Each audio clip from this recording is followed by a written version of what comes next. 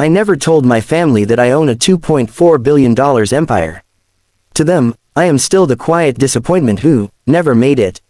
Every Sunday, when we sit around the same scratched wooden table in my parents' house, my father still asks, "So, have you found a stable job yet?"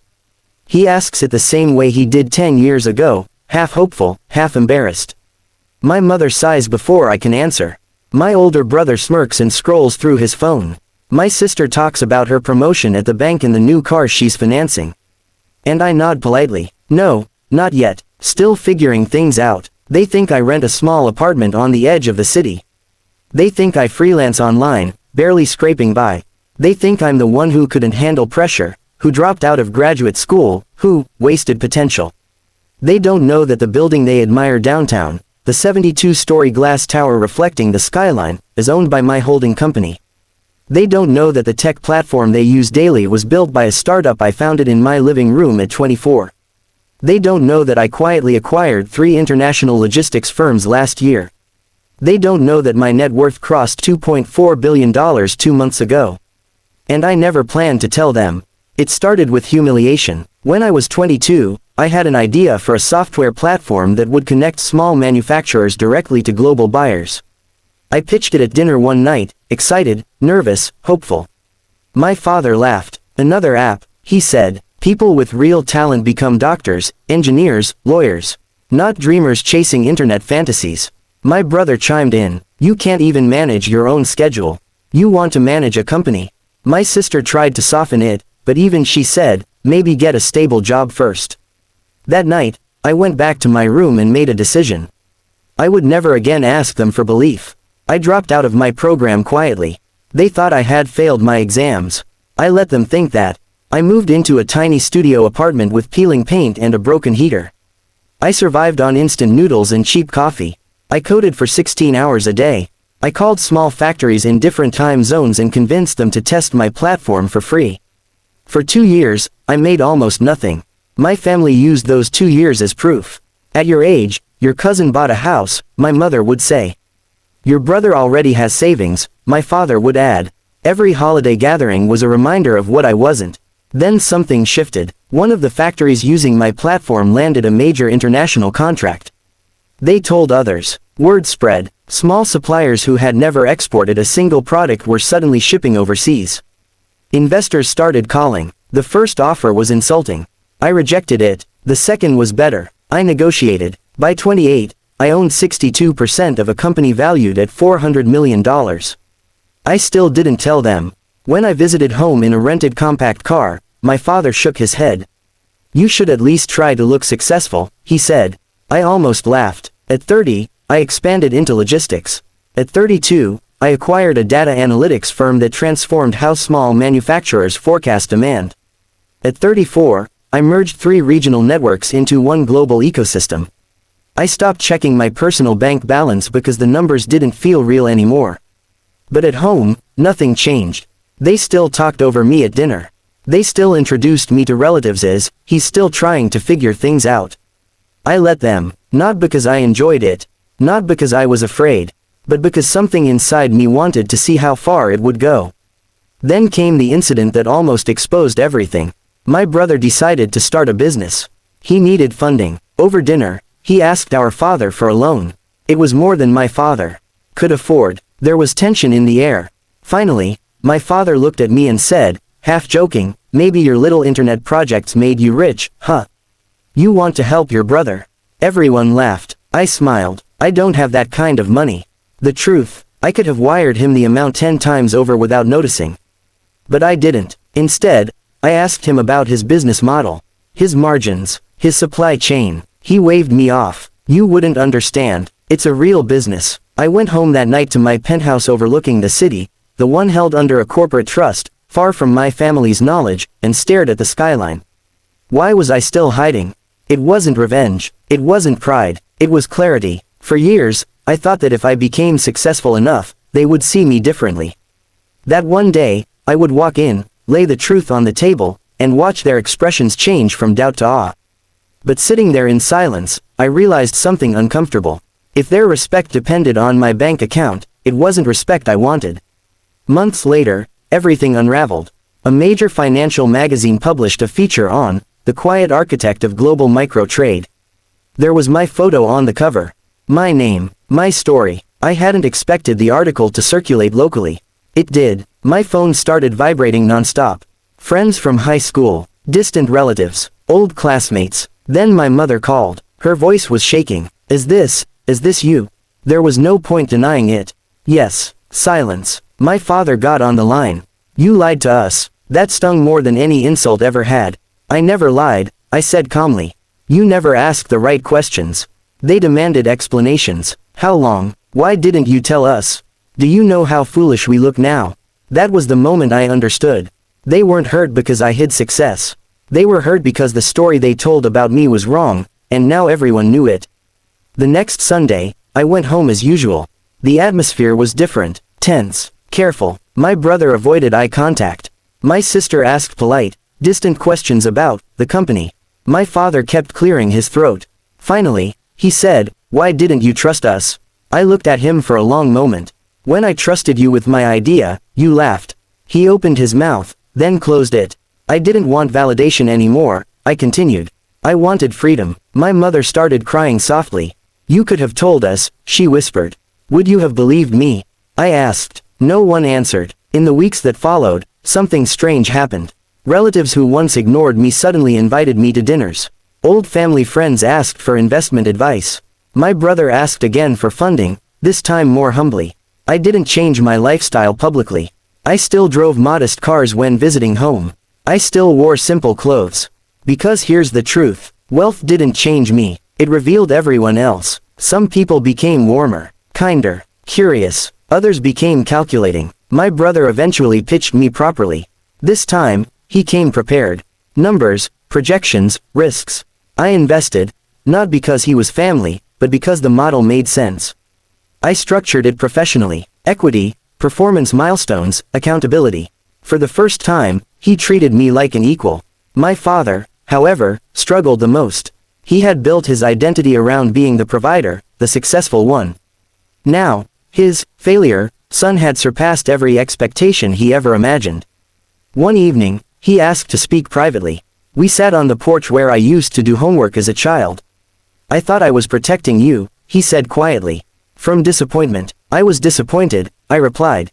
"But not by failure." He nodded slowly. It wasn't a dramatic reconciliation. There were no movie-style apologies, just two adults acknowledging years of misunderstanding. Today, my empire continues to grow. We operate in 47 countries. We support over 300,000 small manufacturers worldwide. Our valuation fluctuates with the market, but the foundation is strong. At family dinners, the conversation has changed. They ask my opinion now. They listen when I speak. They don't introduce me as the one who's figuring things out. But the most important shift wasn't in them. It was in me. For years, I carried a quiet resentment. I told myself I didn't need their approval, but a part of me still wanted it. Success didn't heal that, honesty did. One night recently, my mother said, "We're proud of you." I believed her, not because of the billions, not because of the magazine covers, but because she said it without asking for anything in return. If there's one thing I've learned, it's this. Sometimes the greatest wealth isn't the empire you build in silence. It's the strength to stop performing the role others assigned you. I never told my family I owned a $2.4 billion empire. They found out on their own. And in the end, the real story wasn't about money. It was about identity, about what happens when the person everyone underestimated refuses to argue, refuses to boast, refuses to prove, and simply builds. They still see me differently now, but I no longer measure myself through their eyes. Because the boy who once sat at that dinner table, swallowing laughter and doubt, already knew something they didn't. Failure is loud, success is quiet, and sometimes, silence is the most powerful answer of all. When the article exposed everything, I thought the storm would last a week. I was wrong. Part 2 of my life didn't begin with celebration. It began with pressure. The morning after the magazine cover went viral, my inbox had over 3,000 unread emails. Investors, politicians, entrepreneurs, distant relatives I hadn't spoken to in 15 years. Even former teachers who once suggested I lower my expectations. But the hardest messages weren't from strangers. They were from family. My brother sent a short text.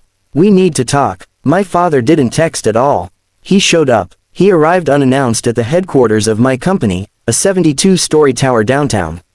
I was in a board meeting when my assistant whispered that an older man insisting he was my father refused to leave reception. For a moment, I considered telling them to reschedule him. Then I stood up. When I stepped into the lobby, he was standing beneath the massive digital world map that displays our global supply routes in real time. Cargo lines pulsing across continents. Data streaming. Employees moving with purpose. He looked small. Not physically. He was still the strong man who taught me how to ride a bike. But small in certainty. You work here? He asked quietly. I own it, I replied. He didn't respond. He just stared at the ceiling as if calculating how many assumptions he had stacked on top of each other over the years. We went up to my office.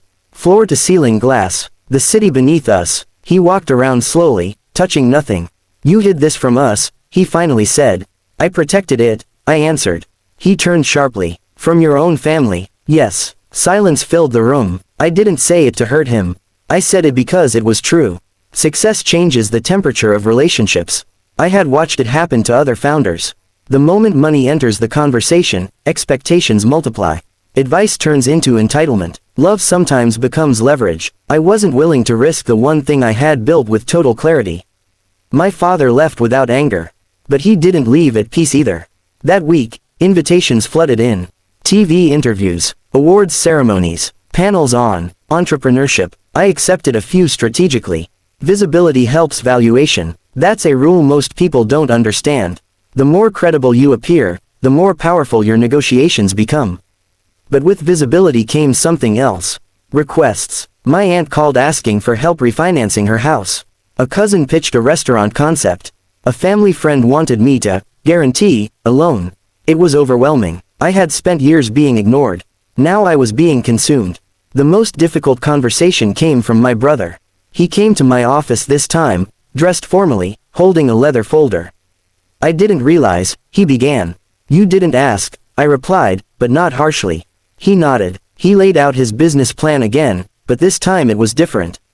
Research, competitive analysis, risk assessment, supply contracts drafted. I thought you just got lucky, he admitted. I didn't think you understood real business.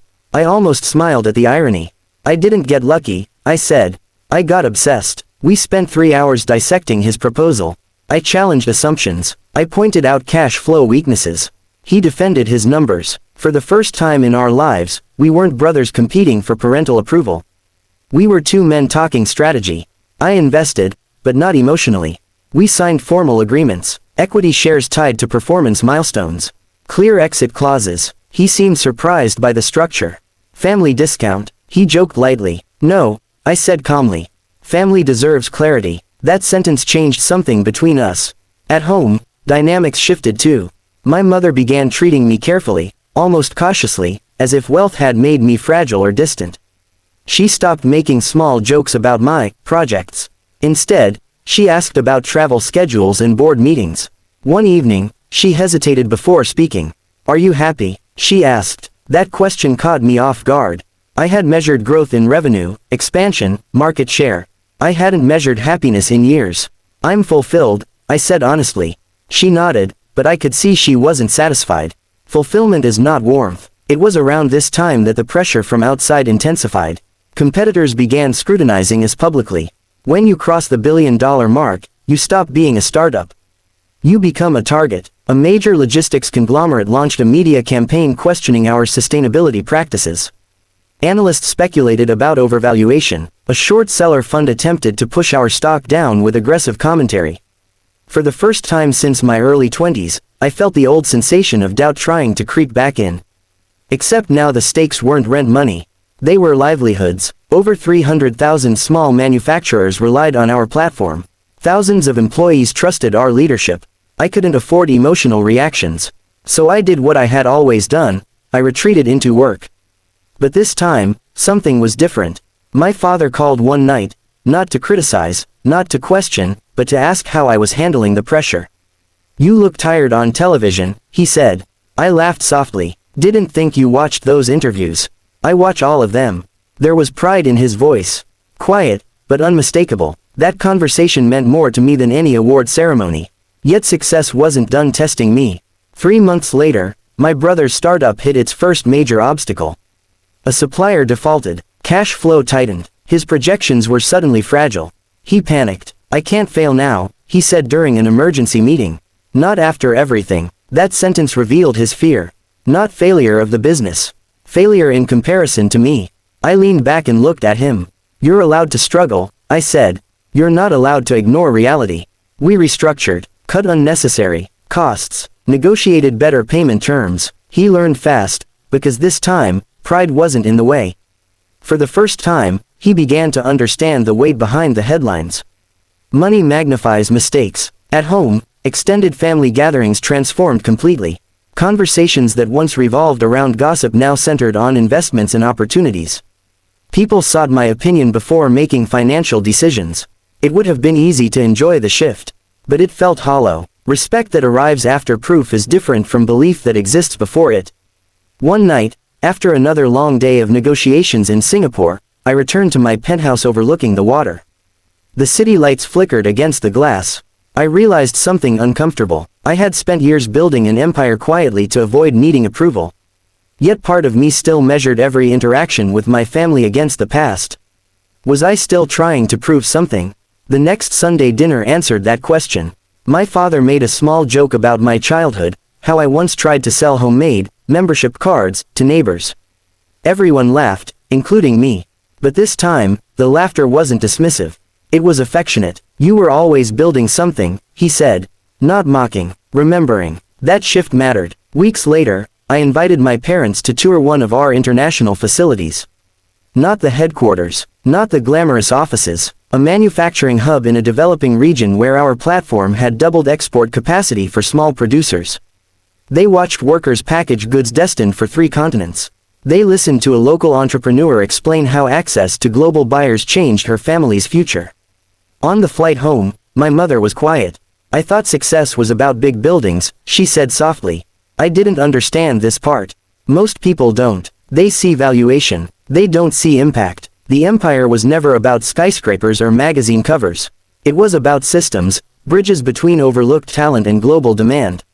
But here's the truth I rarely admit publicly. The hardest part of hiding my success wasn't secrecy. It was isolation. When you build in silence, you celebrate in silence too. No one saw the nights I nearly gave up. No one knew how close I came to accepting that first lowball acquisition offer. No one understood the anxiety before our first international expansion. I carried it alone because I chose to. And now, with everything exposed, I had a choice again. Stay distant, or let them in. One evening, I brought financial documents to my father, not to boast, but to explain. Revenue streams, risk management, debt structures, philanthropic allocations. He studied them carefully. "You think about everything," he said finally. "I had to," I replied. He nodded slowly. "I underestimated you." There it was. Not dramatic, not theatrical, just honest. That moment closed a chapter I didn't realize was still open. Today, the empire continues to grow. We're exploring renewable infrastructure integration, AI-driven supply optimization, emerging markets expansion, but my focus has shifted slightly. Not toward wealth accumulation, toward legacy. And legacy isn't measured in billions. It's measured in what remains when valuation fluctuates. My brother's company is stabilizing. He calls for advice without ego now. My sister occasionally asks about investments. My mother no longer introduces me with disclaimers. As for my father, he tells neighbors proudly about my son's company. Not the failure, not the dreamer, just his son. If you're waiting for a dramatic ending where I reveal another secret or walk away from everything, there isn't one. The twist was never the $2.4 billion valuation. The twist was realizing that building wealth is easier than rebuilding perception, and rebuilding perception is easier than rebuilding trust. I never told my family I owned an empire. They found out through headlines.